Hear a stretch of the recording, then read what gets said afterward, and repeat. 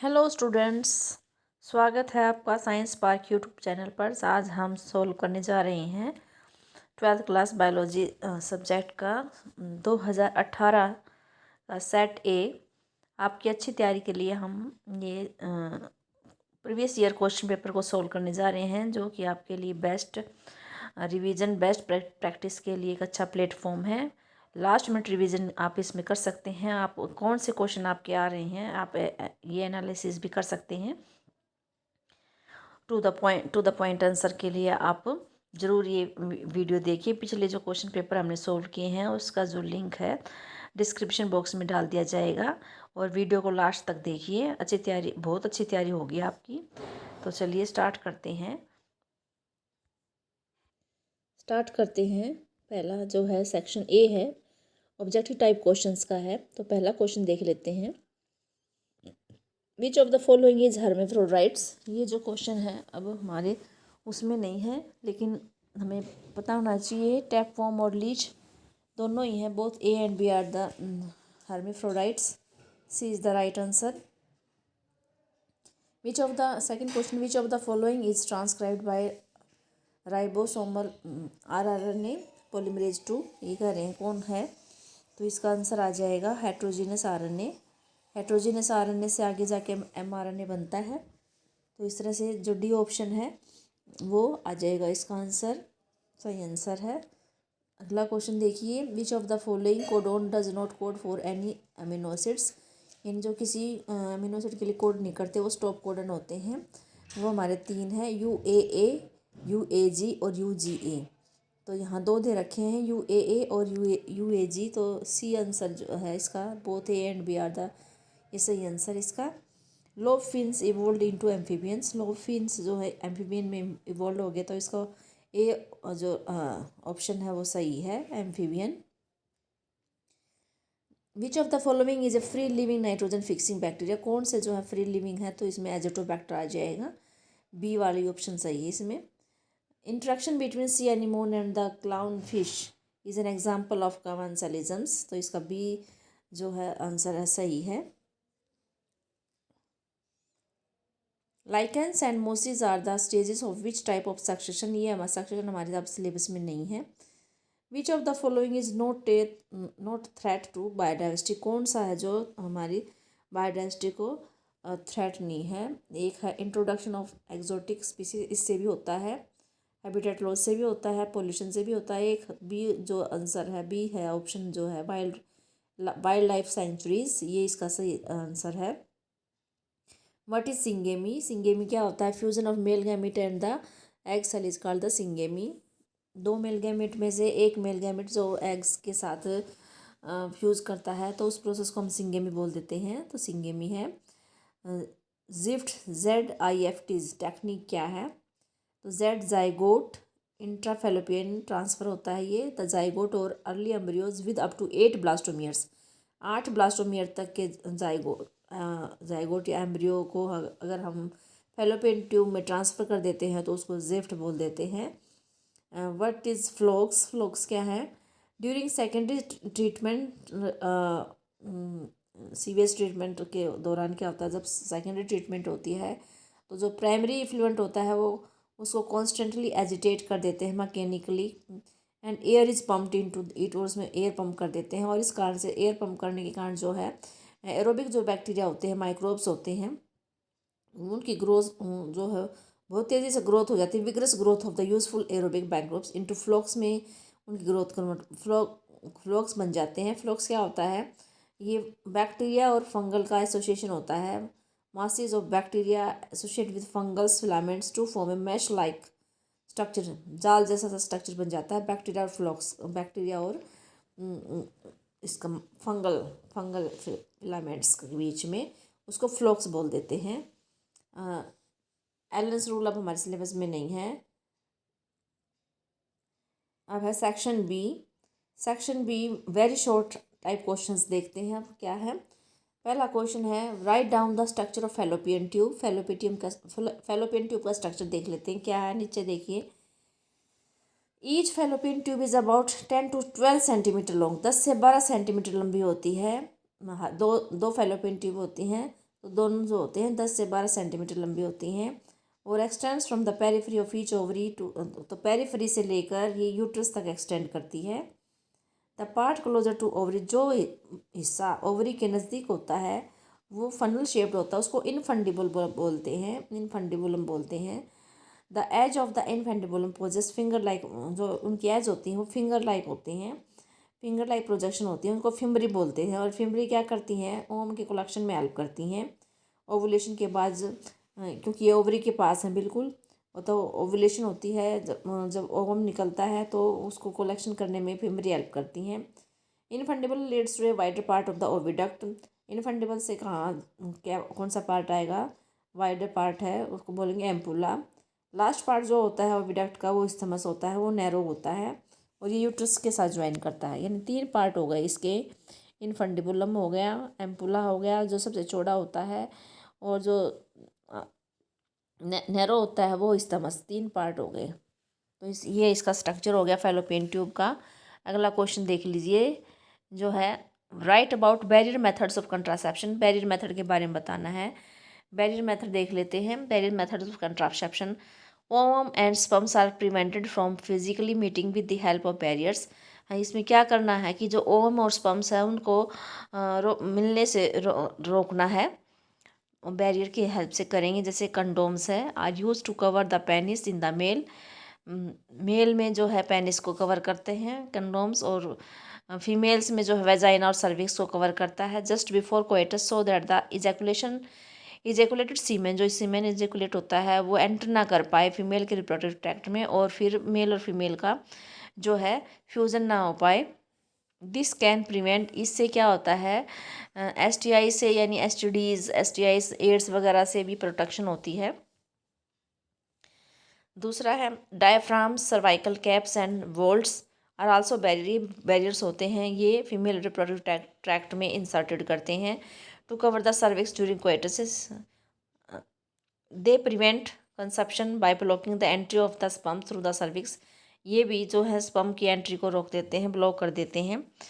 फिर है spermicidal creams, jellies and the foams are usually used along with the these barriers, तो ये जो जितनी भी क्रीम जेलीज हैं फॉर्म, ये इन्हीं के साथ बैरियर के साथ यूज़ की जाती हैं to increase their contraceptive efficiencies, ताकि उनकी जो कंट्रासेप्टिव एफिशिएंसी है वो बढ़ जाए। तो ये बैरियर मेथड थे। अगला क्वेश्चन देख लेते हैं,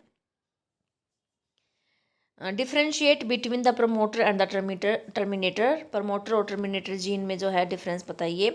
प्रमोटर और टर्मिनेटर देख लेते हैं। पहला, promoter is located towards 5' end of the structural gene, जो स्ट्रक्चरल जीन होते हैं उसके अपस्ट्रीम होता है पहले। तो प्रोमोटर जीन कहाँ लोकेटेड है, 5' एंड पे। किसके 5' एंड पे, स्ट्रक्चरल जीन के अपस्ट्रीम होते हैं। टर्मिनेटर जो है वो कहाँ लोकेटेड होते हैं, 3' एंड पे होते हैं, down stream of the structural gene या स्ट्रक्चरल जीन से आगे। जो प्रमोटर जीन होते हैं वो ट्रांसक्रिप्शन को इनिशिएट करते हैं, टर्मिनेटर जीन जो होते हैं वो ट्रांसक्रिप्शन को टर्मिनेट करते हैं। प्रमोटर जो जीन है वो प्रोवाइड करते हैं binding site for RNA polymerase, उसके साथ RNA पॉलीमरेज जाके बाइंड होता है। जो टर्मिनेटर जीन होते हैं वो सिग्नल देते हैं RNA पॉलीमरेज को रिलीज होने के लिए कि भाई वो जो पहले बाइंड हो गया था प्रमोटर से, वो टर्मिनेटर क्या करेगा, उसको रिलीज़ का सिग्नल दे देगा, भाई अब टर्मिनेटर आ गए हैं तो आप रिलीज़ हो जाना। तो ये इस तरह से फंक्शन, इसके डिफरेंस हो गए प्रमोटर और टर्मिनेटर जीन में। अगला क्वेश्चन देख लीजिए, why are all the 3 types of RNAs needed to synthesize a protein in a cell, तीनों टाइप के जो RNAs हैं वो क्यों ज़रूरी हैं प्रोटीन सिंथेसिस के लिए। इसके लिए देखिए अगला क्वेश्चन है, all 3 RNAs are needed to synthesize a protein in a cell. देखिए पहला टाइप वाला जो मैसेंजर RNA है वो टेम्पलेट प्रोवाइड करता है, तो ये ज़रूरी काम हो गया टेम्पलेट प्रोवाइड करना। टेम्पलेट प्रोवाइड नहीं होगा तो कैसे प्रोटीन सिंथेसिस बनेगा होगा। सेकेंड है transfer RNA, brings amino acid, ये अमीनो एसिड को लेके आएगा और जेनेटिक कोड को रीड करता है, ये भी इसका इंपॉर्टेंट काम है। राइबोसोमल RNAs हैं वो भी स्ट्रक्चरल और कैटालिटिक रोल दोनों ही प्ले करते हैं ड्यूरिंग द ट्रांसलेशन, इसलिए तीनों ही बहुत ज़रूरी हैं प्रोटीन सिंथेसिस के लिए, तीनों की ही आवश्यकता होती है। तो ये इसका हो जाएगा। अगला देख लेते हैं क्या क्वेश्चन है। What is the theory of spontaneous generation. Spontaneous generation की थ्योरी क्या है। Name the scientist who dismiss, जिस वो साइंटिस्ट का नाम बताना है जिसने इसको डिसअप्रूव किया था, जिसे डिसमिस किया था। तो पहले थ्योरी देख लेते क्या है। Life come out of the decaying and rotting matter like the straw mud etcetera non living. यानी कि स्पॉन्टेनियस जनरेशन का मतलब ये है कि जो लाइफ है वो कहाँ से आई है, वो नॉन लिविंग मटेरियल से आई है। नॉन लिविंग मटेरियल क्या हो सकता है, डिकेइंग एंड रोटिंग मटेरियल हो सकता है, स्ट्रॉ हो सकता है, मड हो सकता है, वहाँ से लाइफ आई है। लेकिन इस थ्योरी को, इस बात को किसने डिसमिस किया है, लुईस पास्चर ने किया है। किसने किया है, लुईस पास्चर ने किया है। तो आप इतना लिख देना, 2 अंक हमको मिल जाएंगे। अगला देखिए, from which microbes the streptokinase is produced, what is its role. Streptokinase किससे प्रोड्यूस होता है। Streptokinase produced by the bacterium streptococcus. देखो स्ट्रेप्टोकोकस काइनेज, तो ये अच्छे से याद रखना है, यहीं से याद हो जाएगा किससे, बैक्टीरिया से मिलता है। स्ट्रेप्टोकोकस बैक्टीरिया से प्रोड्यूस होता है।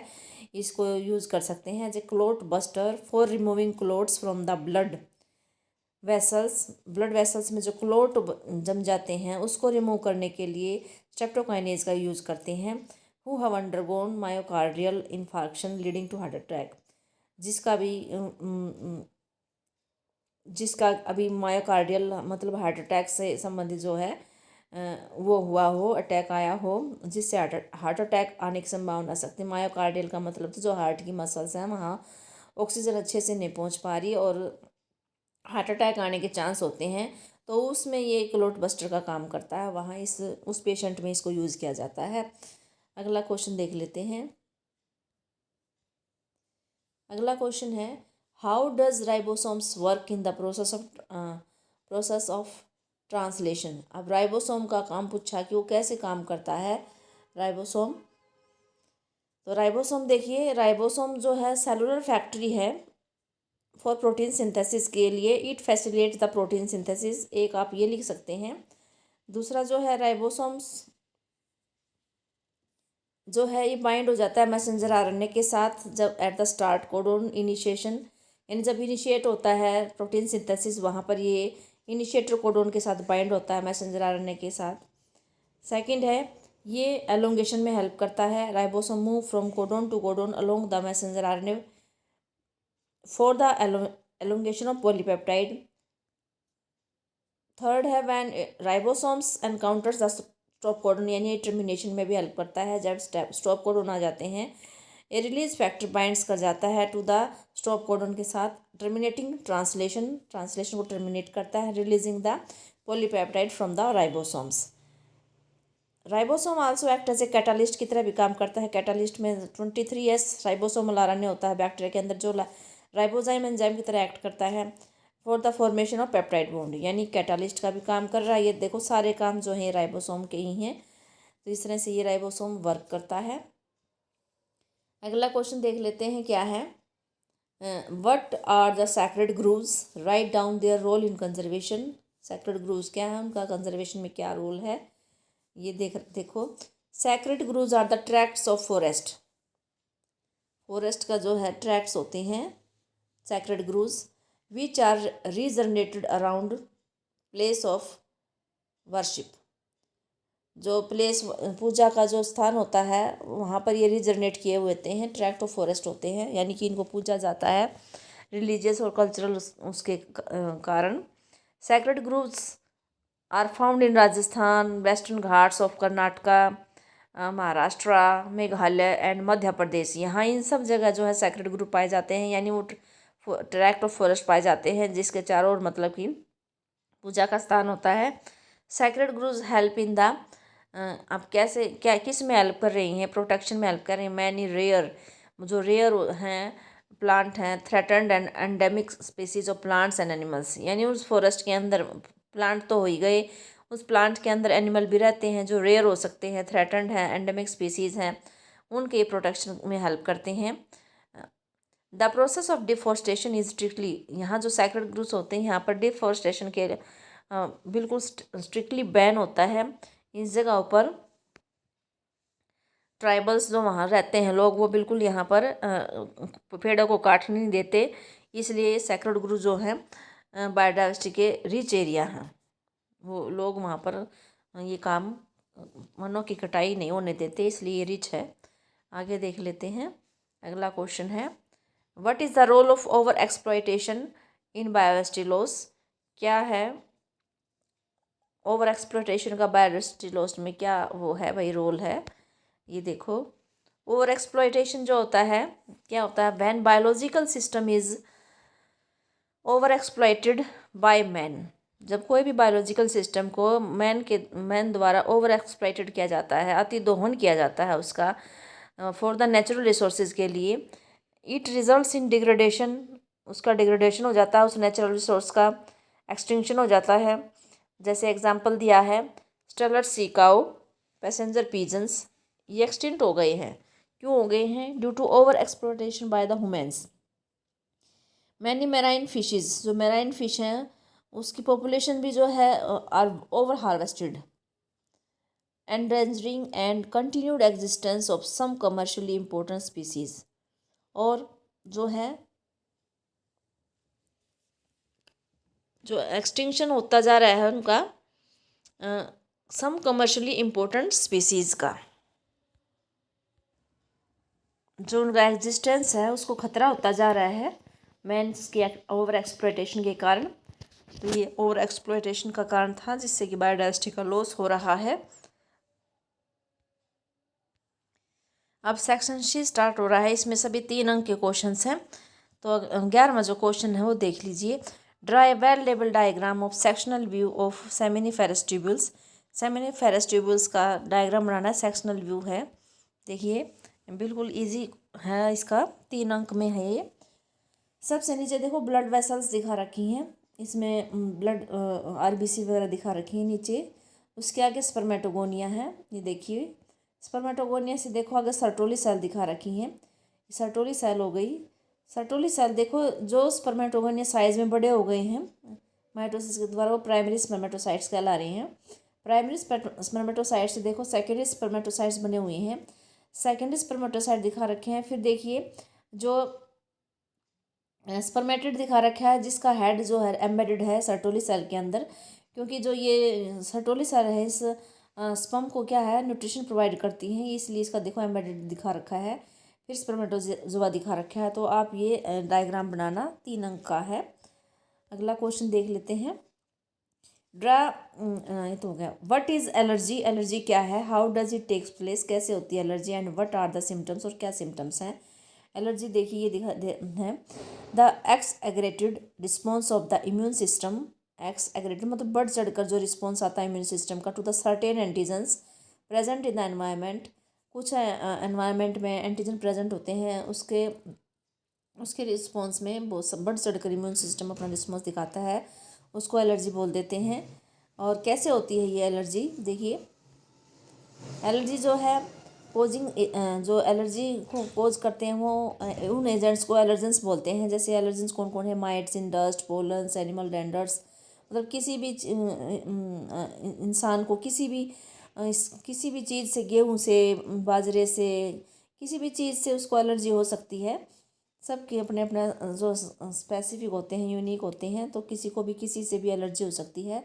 तो जब एलर्जी होती है तो उस समय उनका इम्यून सिस्टम जो है हीमोग्लोबिन ई एंटीबॉडीज़ को प्रोड्यूस करता है in response to these allergens. इनको एंटीजन मानता है वो, इनके खिलाफ हीमोग्लोबिन ई जो प्रोड्यूस होता है, ये हीमोग्लोबिन ई जो है मास्ट सेल के साथ बाइंड कर देगा और रिलीज होते हैं chemicals like histamine, serotonin from the mast cell, ये इससे निकल जाएंगे। फिर ये जो निकलते हैं ये क्या करते हैं, ये फिर सिम्टम्स होते हैं इनके कारण। फिर स्नीजिंग होएगी, केमिकल्स क्या करेंगे? स्नीजिंग, वाटरी आइज़, पानी आएगा आँखों से, रनिंग नोज़, नाक में से भी आएगा पानी, एंड डिफ़िकल्ट इन ब्रीथिंग, सांस लेने में दिक्कत होती है, छींकना, खांसना, पानी आना, सांस लेने में दिक्कत होना, ये सारे एलर्जी के सिम्टम्स होते हैं। और ये इस एलर्जेंस के कारण होते हैं। उसमें हीमोग्लोबिन ई निकलता है और वो उससे मास्ट सेल से रिलीज़ करवाने में, केमिकल रिलीज़ करवाने में हेल्प करता है हिस्टामिन, और फिर ये सिम्टम्स हमें दिखाई देते हैं। तो ये था। अगला क्वेश्चन देख लेते हैं। अगला क्वेश्चन जो है, हाउ कैन DNA, नीचे लास्ट वाला जो था ये सिलेबस में नहीं है, मानव कल्याण में पशुपालन ये सिलेबस में नहीं है, तो इसका ये DNA वाला देखते हैं। How can DNA be cut at specific locations, की DNA को एक स्पेसिफिक लोकेशन से कैसे कट किया जाता है। तो रेस्ट्रिक्शन एंजाइम्स होते हैं, रेस्ट्रिक्शन एंडोन्यूक्लियस बोल रहे हैं, मोलिकुलर सीजर बोल देते हैं, उसकी हेल्प से DNA को कट करते हैं स्पेसिफिक रिकॉग्निशन साइट से।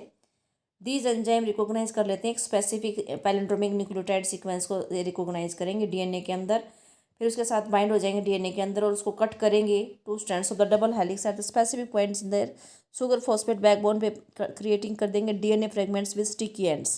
तो इस तरह से ये DNA को कट कर देते हैं। जो है बायो मैग्निफिकेशन, जो अगला क्वेश्चन हमारे सिलेबस में नहीं है। अब हम स्टार्ट करते हैं सेक्शन डी। इसमें 5 नंबर के क्वेश्चंस हैं। सेक्शन डी में देख लेते हैं, describe the structure of pollen grain in detail. ये देख लेते हैं पोलन ग्रेन का क्या है स्ट्रक्चर। देखिए पहले डायग्राम देख लीजिए। डायग्राम में देखिए सबसे बाहर वाली जो लेयर होती है वो एक्साइन होती है, उसके अंदर वाली इंटाइन होती है।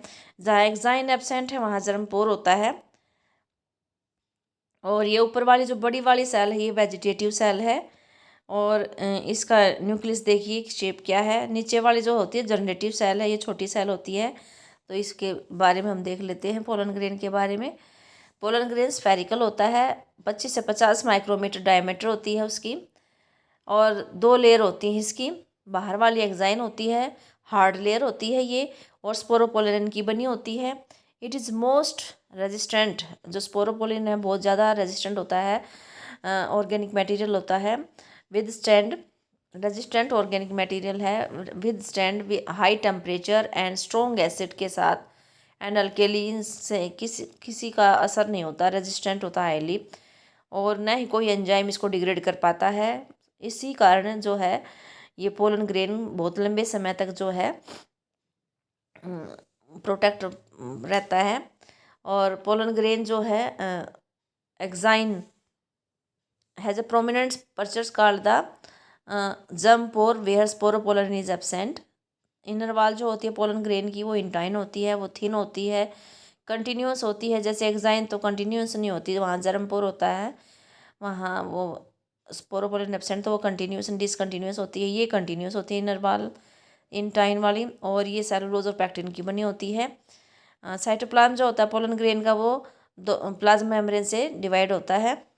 जब मेच्योर हो जाती है ये पोलन ग्रेन मेच्योर हो जाता है तो इसमें 2 तरह की सेल होती हैं, वेजिटेटिव सेल और जनरेटिव सेल होती हैं। जो वेजिटेटिव सेल है देखो डायग्राम में भी दिखाई दे रहा है, बड़ी होती है। Beaker has abundant food reserve होता है, इसके अंदर बहुत ज़्यादा फूड होता है। And large irregular shape nucleus की शेप भी देखियो इरेगुलर शेप होती है इसमें वेजिटेटिव सेल में। जो जनरेटिव सेल होती है वो छोटी होती है देखो, and floats in the cytoplasm of the vegetative cell, और ये इसके वेजिटेटिव सेल के उसमें फ्लोट करता है साइटोप्लाज्म में।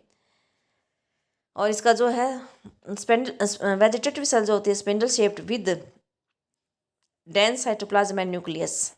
इसका जो साइटोप्लाज्म है वो डेंस होता है और न्यूक्लियस स्पिंडल शेप्ड होता है, देख लीजिए दिखा भी रखा है।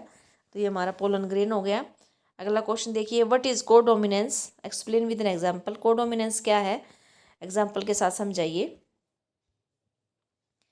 Codominance is a genetic inheritance pattern, एक पैटर्न होता है इसमें जेनेटिक इनहेरिटेंस पैटर्न जिसमें two different alleles for a gene are both completely and equally expressed in a heterozygote phenotype.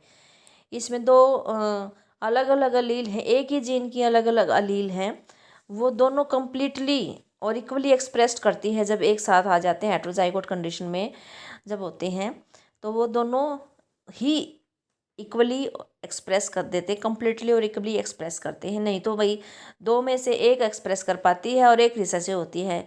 इसमें से दोनों ही डोमिनेंट अपना दोनों साथ साथ डोमिनेंट प्रभाव, यानी को डोमिनेंट का मतलब है साथ रहकर दोनों अपना अपना डोमिनेंट अपना अपना प्रभाव दिखा रही हैं। को डोमिनेंस में क्या होता है, 1 जनरेशन में जो होते हैं जो दोनों पेरेंट्स के साथ रिजेंबल करता है। F1 जनरेशन में जो ऑफ सफरिंग्स होता है वो दोनों पेरेंट्स से रिजेंबल करेगा। इसका अच्छा एग्जाम्पल है एबीओ ब्लड ग्रुप जो ह्यूमन बीइंग में होता है। एबीओ ब्लड ग्रुप जो है कंट्रोल होता है, एक जीन है आई, उससे एबीओ ब्लड ग्रुपिंग जो है कंट्रोल होता है। जो प्लाज्मा मेम्ब्रेन होती है आरबीसी के, प्लाज्मा मेम्ब्रेन जो होती है उसके ऊपर शुगर पॉलीमर्स होते हैं। आरबीसी के ऊपर क्या होते हैं, शुगर पॉलीमर होते हैं, जो कि इसके सरफेस से प्रोट्रूड होते हैं। और जो शुगर होती है वो किससे कंट्रोल होती है, भाई किस तरह की शुगर होगी उसको कौन कंट्रोल करेगा, ये जीन कंट्रोल करेगा। आई वाला जो जीन है आरबीसी के जो ऊपर शुगर पॉलीमर्स होते हैं उसको कंट्रोल करेगा जीन आई, भाई कैसी शुगर होगी। इसके जीन आई के 3 अलील हैं, आई ए कैपिटल है ये, आई कैपिटल और B I A I B और small I. The alleles capital I A and capital I B produce a slightly different form of the sugar। देखो दोनों ए और बी हैं तो दोनों अलग अलग तरह की शुगर प्रोड्यूस करती हैं, और जो स्मॉल आई है वो कोई भी शुगर प्रोड्यूस नहीं करती। Because humans are diploid organism, हमारे अंदर 46 क्रोमोसोम होते हैं, तो डिप्लॉयड ऑर्गेनिज्म है हम। Each person possess any 2 of the 3 I gene alleles. तो एक इंसान के अंदर जो 2 ही अलील हो सकती हैं, और 3 अलील अगर हमें देखने हैं तो हमें पॉपुलेशन की स्टडी करनी पड़ेगी। पॉपुलेशन में 3 मिलेंगे लेकिन एक इंडिविजुअल में 2 ही अलील मिलेंगे। I A and I B are completely dominant over small I, capital I A and capital I B, ये दोनों जो हैं डोमिनेंट है स्मॉल आई के।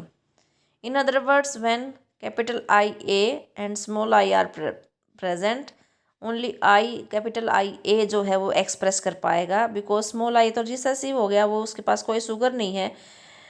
कैपिटल आई ए के पास शुगर है, वो उसको एक्सप्रेस कर जाएगी। और when capital I B and small I are present, capital I B express करेगा। But when capital I A and capital I B दोनों प्रेजेंट है तो दोनों ही एक्सप्रेस करेंगे अपने अपने शुगर्स को, दोनों ही एक्सप्रेस करेंगे। क्यों कर रहे हैं, कोडोमिनेंस के कारण। अभी हमने एक्सप्लेन किया था कि दोनों ही जो अलील हैं एक साथ रहकर अपने आप को, दोनों को अपना अपना प्रभाव दिखा रही हैं, डोमिनेंस दिखा रही हैं, इसलिए कोडोमिनेंस बोला गया है। इसलिए जो आरबीसीज होती हैं have both A and B types of sugars, दोनों तरह की शुगर्स हो सकती हैं, दोनों अपना एक्सप्रेशन दिखाएंगी completely. Since there are the 3 different alleles होती हैं, there are 6 different combinations of these 3 alleles and that are possible, and there total 6 different genotype of human ABO blood groups types। तो 4 phenotype हैं, 6 genotype हैं।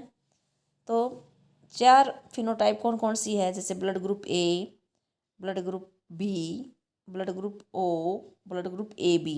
जब A B होता है तब codominance होता है, जिसमें ए बी होगा, ए और बी दोनों ही शुगर अपने आप को एक्सप्रेस कर पा रही हैं। तो जब ए बी ब्लड ग्रुप वह है तब हम कहेंगे कोडोमिनेंस है। अकेला ए बी कोडोमिनेंस है, अकेला बी भी नहीं है, अकेला ओ भी नहीं है, सिर्फ ए बी जब ब्लड ग्रुप होता है तब हम कहते हैं कि कोडोमिनेंस है। एक ए अलील और बी अलील दोनों एक साथ हैं और दोनों अपने आप को एक्सप्रेस कर रही हैं कम्प्लीटली। तो इस टेबल में देखो क्या दिखा रखा है, एक अलील है पेरेंट 1 से, एक अलील दिखा रही है पेरेंट 2 से। तो जो ऑफ स्प्रिंग हो उसकी जीनोटाइप ये होगी और उसका ब्लड ग्रुप क्या होगा, ये चीज़ें दिखा रखी हैं। तो जब दोनों पेरेंट्स के पास सेम है, capital I A capital I A, तो दोनों ऑफ स्प्रिंग्स में ये दोनों आ जाएंगे तो उसका ब्लड ग्रुप ए हो गया। और एक पेरेंट के पास कैपिटल आई ए है, एक के कैपिटल आई बी है, तो उस ऑफ स्प्रिंग्स में कैपिटल आई ए और कैपिटल आई बी हो गया, तो ब्लड ग्रुप हो गया ए बी। फिर इसी तरह है capital I A small I, तो इसका हो गया कैपिटल आई ए आई, तो इसमें ए हो गया। इसी तरह जब पेरेंट 1 में बी होगा कैपिटल आई बी और 2 में कैपिटल आई ए होगा, तब B I A I B, ये भी कोडोमिनेंस हो गया, ए बी हो जाएगा ऑफ स्प्रिंग्स का। फिर ऐसे ही जैसे ए के थे ऐसे ही बी के होने से ये जो है दोनों बी होंगे तो बी, एक बी होगा तो भी बी, दोनों स्मॉल आई हैं तब ओ आ जाएगा। तो इस तरह से 4 फिनोटाइप हो गई और 6 जीनोटाइप हो गई।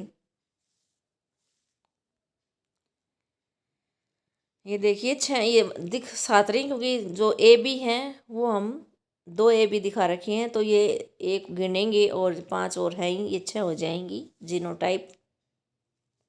तो ये हमारा कोडोमिनेंस हो गया है। अगला क्वेश्चन देख लेते हैं क्या है। यहाँ तो हो गया है।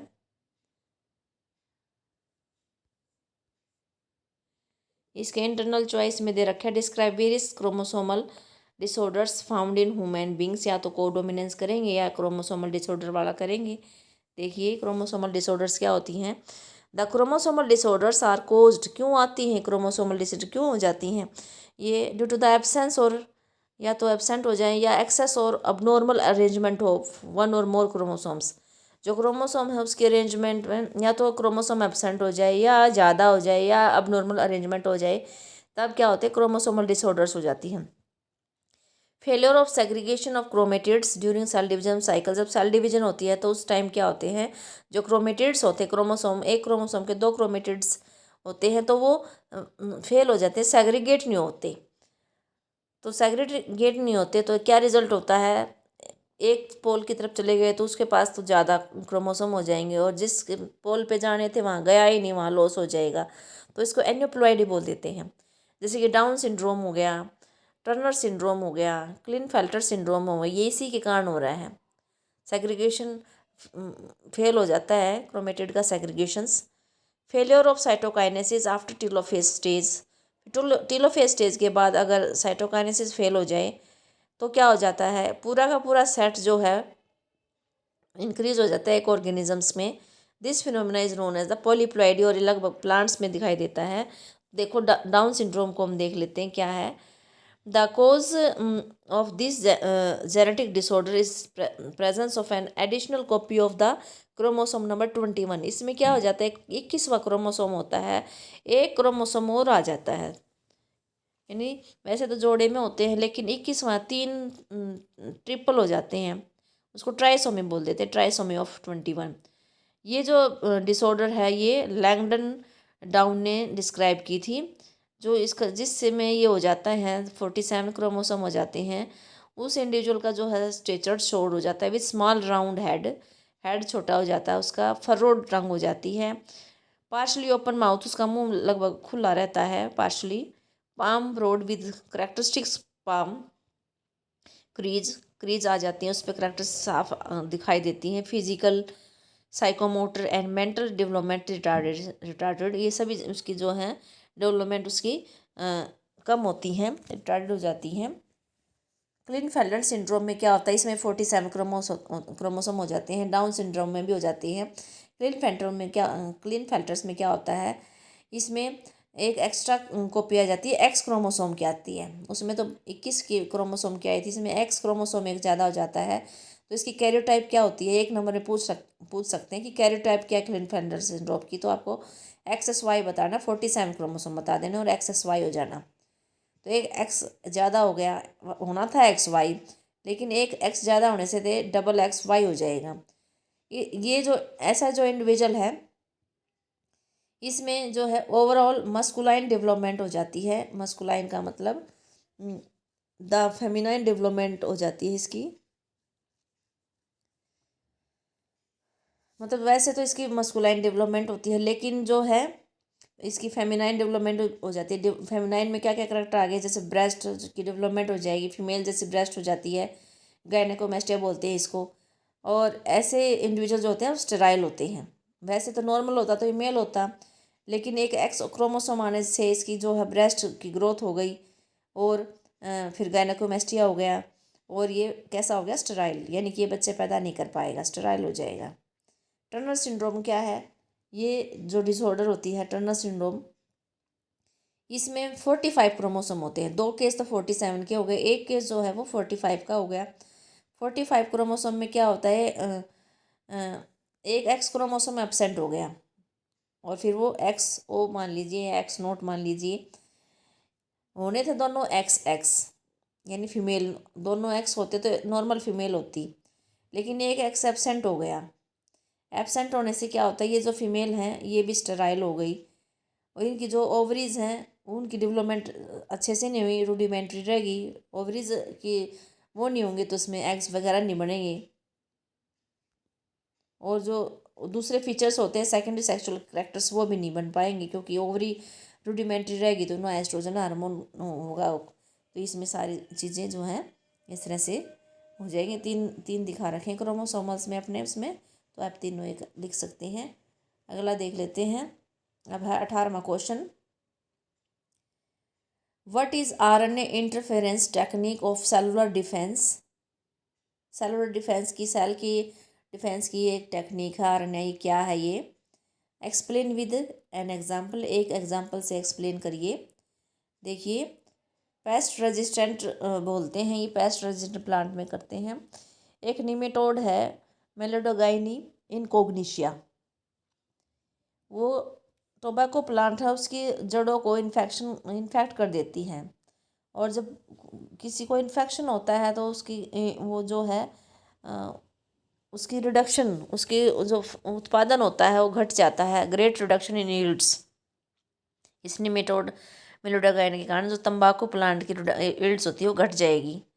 फिर एक है आरएनए इंटरफ्रेंस। ये क्या है? ये नया मेथड है। दिस मेथड, इसमें क्या होता है, इसमें साइलेंस कर देते हैं, बिल्कुल चुप कर देते हैं किसको?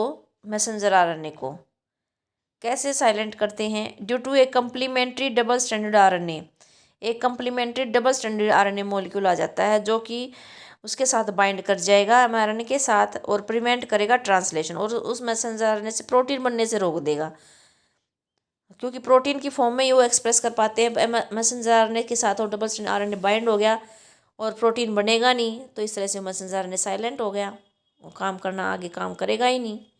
काम प्रोटीन नहीं बनेगा तो वो इन्फेक्ट नहीं कर पाएगा। Source of this complementary RNA, अब ये कम्प्लीमेंट्री आरएनए आएगा कहाँ से? इसका सोर्स हो सकता है वायरस के इन्फेक्शन से हो सकता है, उसमें आरएनए जीनोम होगा वायरस के अंदर, और मोबाइल जेनेटिक एलिमेंट्स से भी आ सकता है, और ये रेप्लिकेट भी कर सकता है वाया आरएनए इंटरमीडिएट के थ्रू भी ये कर सकता है। तो ये यहाँ से कम्प्लीमेंट्री आरएनए आ जाएगा। अब करते कैसे हैं ये? यूजिंग एग्रोबैक्टीरियम वेक्टर लेते हैं agrobacterium. Nematode specific jeans were introduced into the host plant. हमें क्या करना है? जो तंबाकू प्लांट को जो इन्फेक्शन करता है उसके अंदर हमें डालना है निमेटोड स्पेसिफिक जीन्स, डालना है डीएनए। क्या डालना है? और वेक्टर क्या ले लिया हमने? एग्रोबैक्टीरियम वेक्टर हो गया, इसके अंदर हम ये gene nematode DNA specific vector में डाल देंगे। फिर इस वेक्टर से हम होस्ट प्लांट में डालेंगे। फिर ये जीन क्या करते हैं इसमें प्लांट में आकर, ये दोनों तरह के सेंसरी और एंटी सेंस दोनों तरह के आरएनए प्रोड्यूस करेंगे तंबाकू प्लांट के अंदर। और ये दोनों जो आरएनए होंगे कम्प्लीमेंट्री होंगे एक दूसरे के, और ये क्या करेंगे? डबल स्टैंडर्ड आरएनए बना लेंगे। और फिर ये क्या होगा? इनिशिएट कर देंगे आरएनए को, यानी कि ये ट्रांसलेशन नहीं होने देंगे। Specific messenger RNA of nematode के जो हैं उसको क्या कर देंगे? साइलेंट कर देंगे। The parasite could not survive in A transgenic host. तो ये पैरासाइट ये जो उसमें सर्वाइव नहीं कर पाएगा क्योंकि उसका जो है इंटरफेयर हो गया RNA. The transgenic plant got it self protected from the parasite, और वो उस पैरासाइट से प्रोटेक्ट हो जाएगा। तो इस तरह से ये हो जाएगा हमारा। अगला क्वेश्चन देख लेते हैं। अब इंटरनल चॉइस में दे रखा है जीन थेरेपी, और एग्जाम्पल दे के हमें एडिनोसिन डीएमिनेज डेफिशिएंसी को इलुस्ट्रेट करना है। देख लेते हैं अगला क्वेश्चन। जीन थेरेपी है क्या? Correction of a genetic defect, यानी कोई जीन जिसमें डिफेक्ट है उसको करेक्ट करना है। कैसे करेंगे? उसकी जगह डिफेक्टिव जीन की जगह हम नॉर्मल जीन को इंसर्ट कर देंगे तो जो है वो करेक्ट हो जाएगा। कब करेंगे? इनटू द इंडिविजुअल, या एम्ब्रियो स्टेज में भी कर सकते हैं, इंडिविजुअल में भी कर सकते हैं। टू टेक ओवर द, ताकि जो डिफेक्टिव जीन है उसका काम नॉर्मल जीन करने लग जाए और जो नॉन फंक्शनल जीन था वो फंक्शनल हो जाए। फर्स्ट क्लिनिक जीन थेरेपी कब की गई थी? 1990 में की गई थी। एक 4 साल की लड़की थी, उसमें ये दिक्कत आ गई थी और उसमें एडिनोसिन डीएमिनेज डेफिशिएंसी थी, यानी ये वो जीन जो इस एंजाइम को बनाता था वो था ही नहीं। तो हमने वो उस जीन को डालना था जिसमें वो एडिनोसिन डीएमिनेज एंजाइम बनाने की जो कैपेबिलिटी हो, वो जो बनाता हो, उसको कोड करता हो, वो जानना था। तो देखिए कैसे कैसे किया गया, कई तरीके अपनाए थे। और ये एंजाइम जो है क्यों ज़रूरी था? क्योंकि इस एंजाइम के कारण ही अपना इम्यून सिस्टम फंक्शन कर पाता था।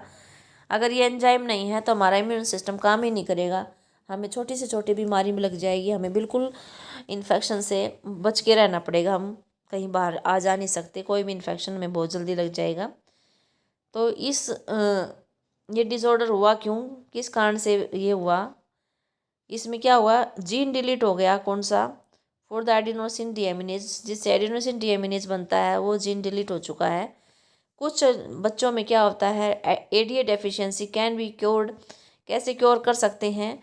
Bye bone marrow transplantation, bone marrow transplantation से भी इसको क्योर कर सकते हैं। तो एक मेथड तो ये हो गया बोन मैरो ट्रांसप्लांटेशन, एक मेथड हो गया in other it can be treated by enzyme replacement therapy. दूसरा तरीका क्या हो गया, एंजाइम को रिप्लेस कर दें, थेरेपी होती है। इसमें क्या करते हैं, in functional ADA is given to the patient by injection.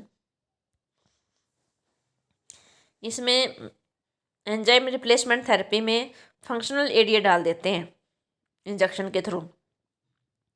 लेकिन ये दोनों ही जो हमने बोन मैरो ट्रांसप्लांटेशन पढ़ा है और ये एंजाइम रिप्लेसमेंट थेरेपी है, दोनों ही जो है प्रोसेस जो हैं इनमें प्रॉब्लम है, ये कम्प्लीटली क्योरेटिव नहीं है।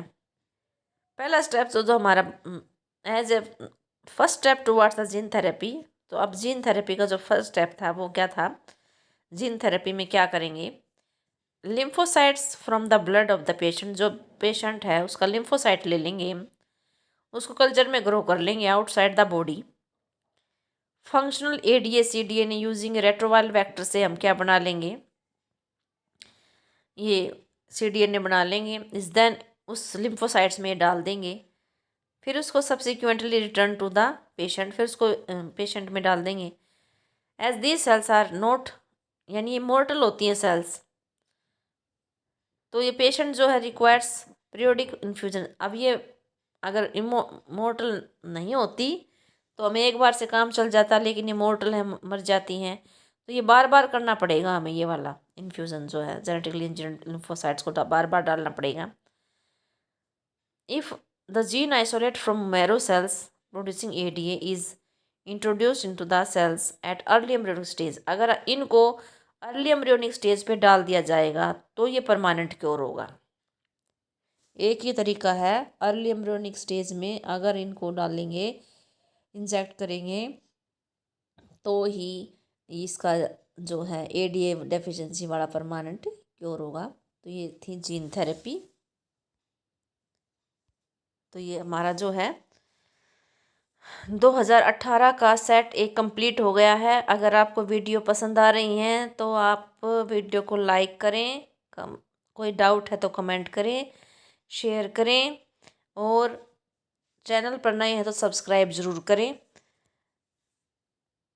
और अगली वीडियो के लिए आप नोटिफिकेशन आइकन बटन ज़रूर जो है दबाएं, ताकि आपको अगली वीडियो का नोटिफिकेशन मिलता रहे। अगली वीडियो में मिलेंगे हम, 2018 का सेट भी लेकर आएंगे, और वीडियो को ज़रूर देखें। और वीडियो को देखने के लिए आप सबका धन्यवाद। Thanks for watching.